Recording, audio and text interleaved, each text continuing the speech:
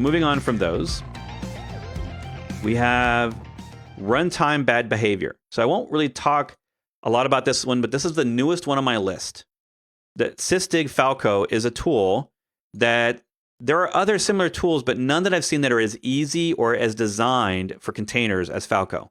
And Falco essentially takes a common little list of bad behaviors, or what I would say, behaviors that are suspect, right? Things that shouldn't necessarily be happening a lot, like execing into a running container on a production server, or copying files into those containers on running servers, or bind mounting sensitive data from the host operating system into the container itself, right?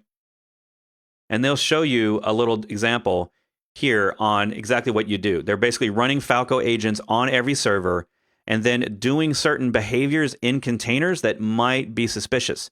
And the goal of Falco is to audit and log those behaviors for you to basically track any bad behavior and alert on those logs if you need to. And you can see them here running some certain things and seeing what the logs are outputting. The coolest part about this is that it comes with a default set, because a lot of us don't know all the bad behaviors. Like, we don't know everything you could possibly do if you're a bad actor. So the nice thing about Falco is it does come with a default list, and then you can add more rules on your own in your applications. You can make custom lists, add them to Falco when it runs. So that's a free open source tool that I would definitely say is getting more advanced, right? As you can see, this list, as we go down the list, getting more advanced. But I think that's something that's worth adding to your production servers, even if you don't monitor those logs constantly and you don't alert on them, just having those logs so that when you have something that's problematic, you can go back and see if there was any behavior and what that behavior was to sort of trace your steps, right? So I definitely would put that in your toolkit. Next up is Content Trust. I don't really have a demo or a way to show Content Trust because it's a set of tools, Docker provides a lot of them, on making sure that everything in your pipeline, from code signing in your Git repos all the way to making sure in production that only images signed by your team are allowed to run on servers, that whole process is known as Content Trust. And it's a pipeline of trust. It's a pipeline of signing different parts of the tooling, your images, your code, to ensure that nothing runs in Docker on your servers unless you specifically allowed it through signing. Okay? So that's a project. It's definitely a project, right? We're getting down to the bottom of this list.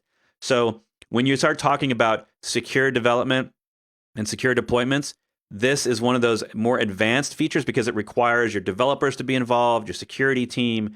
It requires code signing and image signing, which Docker's tooling definitely makes easier, but they're not going to do it all for you. All right? You're going to have to implement these things in your teams. Next up is something that takes a lot of work and may not give you a lot of advantages. And that is taking all those default profiles that I talked about earlier and taking all those default profiles of AppArmor, SE Linux, SecComp, and Linux capabilities, put that in quotes because that's actually a feature in the kernel. And there's like 300 capabilities or something. And Docker will take certain ones and remove them, but you can change those. You can customize those on the fly. You can actually lock down more, or you can open up Docker depending on your needs. And if you learn about your specific applications, if you dive in deep, you can learn about how to lock these down more. You might even find that some of your applications that you buy or get from open source, like Nginx, they might have custom templates for these tools that you can download and apply specifically when you run that image. Because Docker itself doesn't know what's running in your container. It doesn't know that you're running MySQL, right? So it can't apply a MySQL specific policy. But you might be able to find one. You might be able to create a better one that's a little bit more secure. That's pretty advanced. You have to be pretty knowledgeable about systems, internals, and how that all works. But Docker supports it all. And this is a per container feature, which means you can change it for each container you're running depending on your requirements. So check that out. Your security team will love you for that. If you can get this stuff implemented and not break anything, that's the key. Don't break anything. Your security team will be big fans of that. Is there any additional security recommendations specific for Windows containers? So Windows containers, unfortunately, is a whole totally different thing because Windows containers don't have SE Linux or AppArmor or SecComp or Linux capabilities. They're Windows specific. So it would honestly end up being largely a different list. Now, the things that aren't related are things like scanning your images, things like scanning your code, right? So just using Docker would be on that list. So we'll look at the first one there. Scanning your host, well, there is, as far as I know, there is no Docker bench for Windows, so you couldn't do that. Running your apps and containers as root. So same thing in Windows, run your apps as not the administrator user. So you would do that on Windows. User namespaces, I do not believe is a thing on Windows. Windows has, for about every single one of these kernel features, they don't have the same name. They have something else that's similar.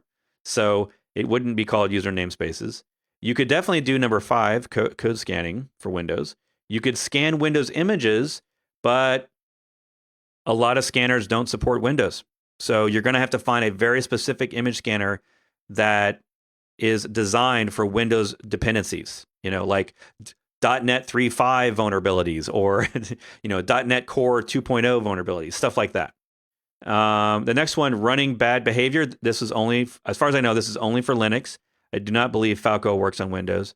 Content trust is a general industry practice. It's not so specific for production containers, so you can definitely sign images and sign code on the Windows side, and then you would enable Docker. I'm not sure if the Docker engine has this feature, so you can click this link essentially and read about content trust and find out if Docker supports the engine features for that on Windows.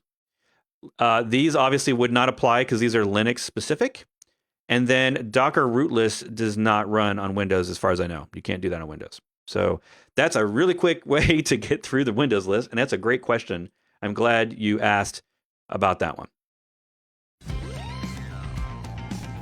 What do you think about distroless images? Is it a good trade-off between size and security?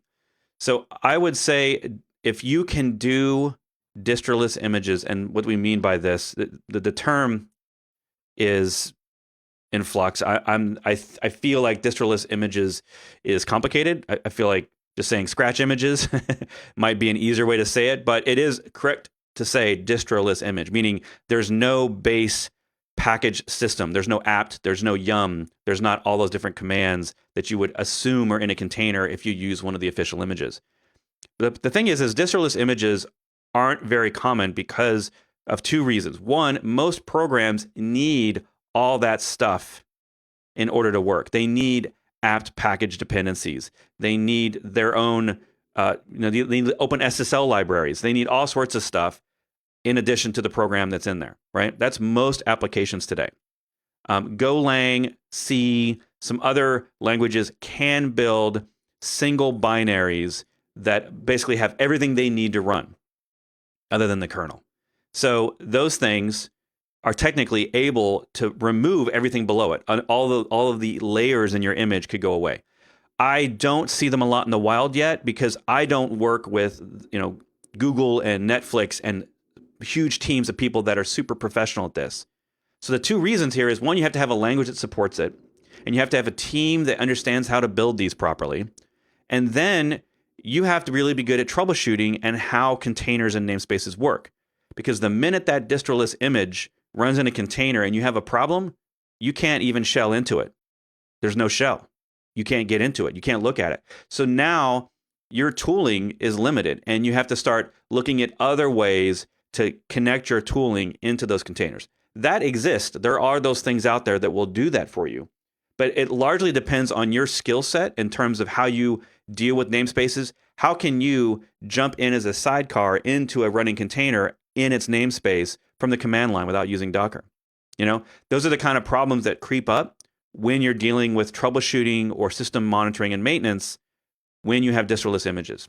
So for everyone that I work with that's starting out with containers, their first couple of projects in containers, I don't mention this stuff because size is just size. You can always add more disk space to a server, right? No reason to make a whole team run around learning all sorts of new tooling and stuff just so that you can have less disk space use on a server. So I personally don't care about size. Now, security is a theoretical thing. In theory, all those things getting removed from a container image might make it more secure. But let's talk about out in the wild, though. How many opportunities does someone have to mess around with other tooling in your container outside of your app? Let's say that curl has a vulnerability in it, but your app doesn't use curl. It just happens to be in the image. How is someone going to get access to that, right? They're going to have to break through your app. So your app has to have an exploit. And then in theory, they could run the curl command in the container, right? So that's really what this distro list stuff is about, is the theoretical security bonuses of not including other applications. The reality is, though, once you build a static binary, you're already including a lot of those libraries that could be vulnerable, like OpenSSL, which is a common way to connect applications with SSL security, right?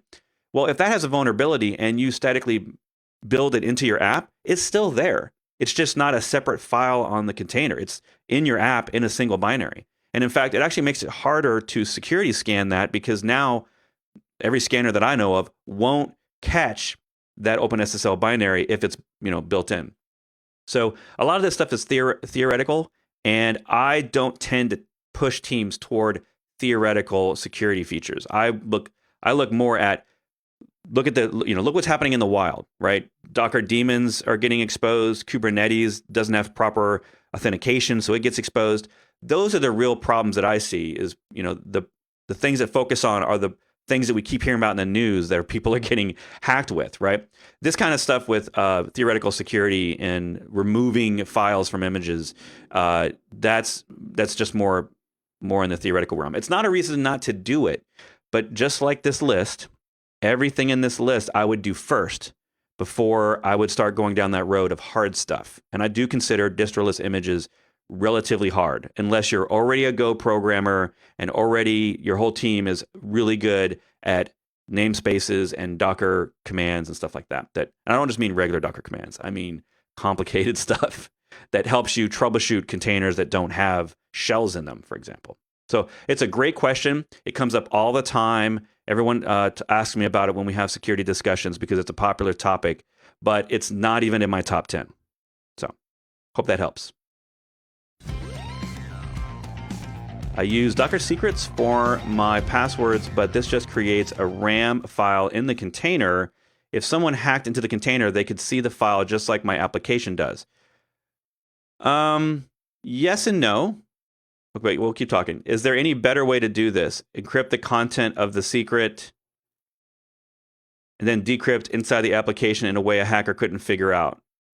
So the reality here is that your application has to have its secrets somewhere, and they're going to be unencrypted in memory, right? Everything I know that is decrypting encrypted stuff, it's decrypting it into memory. So if a hacker has root in your container, then it's going to be able to get that. If they're savvy enough, they're going to be able to get that stuff, right?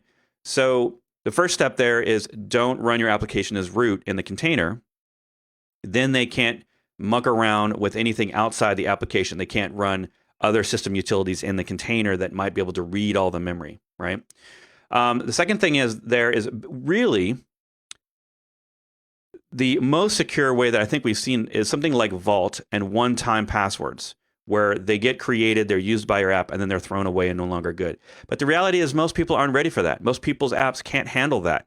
You can't rotate a Twitter API key every 5 minutes for every app that launches, right? Stuff like this. So the next best thing is preventing that file from ever being permanently on disk.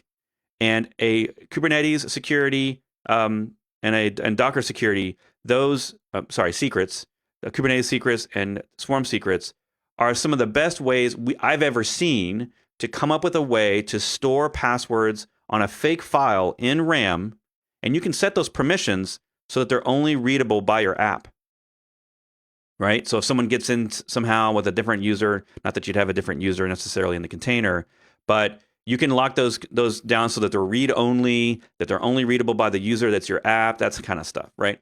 So that is really it. The only thing that I've seen better still stores them in memory, still stores them unencrypted. It just doesn't store them locally. So you'd have to use a remote API like Vault, HashiCorp's Vault, or some other system that delivers one-time passwords. But again, those things would have to be built across your whole system. You'd have to design the whole thing. And that's a lot of work, right? Whereas using the secrets in Kubernetes and Swarm, you can typically get that stuff done in the same day, right? You can implement that for just about any app, even if it has to set them as environment variables, because older applications require things in environment variables. So you can have them in secrets and then have at runtime have those secrets dumped into environment variables if you have to. But I'd say 99% of the time, my consulting clients, they're dealing with legacy applications. When I say legacy, I really mean everything before containers, which is most applications, right? We've spent 30 years creating applications without containers before we had them. So we have a lot of regular stuff. And so most teams are just looking how to get things into containers and store them encrypted on disk, right? If they're on disk, they're encrypted. And Kubernetes and Swarm can both do that. So I think if you're using secrets, you're already better than 99% of the people I see, because very few people are using orchestration and also using secrets. It's a very, very small bunch of people. So yeah, I think you're pretty good there.